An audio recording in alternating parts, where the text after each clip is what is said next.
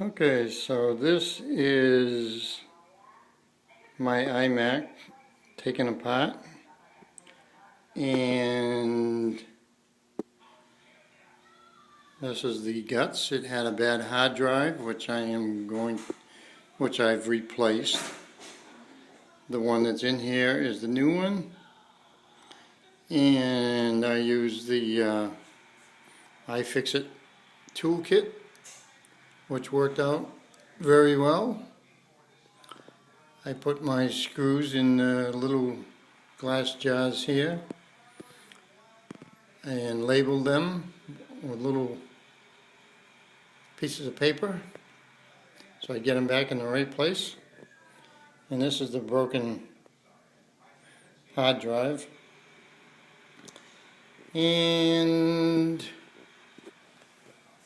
this is the pouch that came with the kit that I bought. And I have a bootable flash drive from Apple with Lion on it that I'm going to use to boot from and put Lion back on the internal hard drive and then upgrade it to Mountain Lion. And while I was looking around inside, I found this.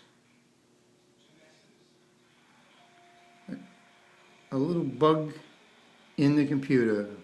And all computers have bugs in them.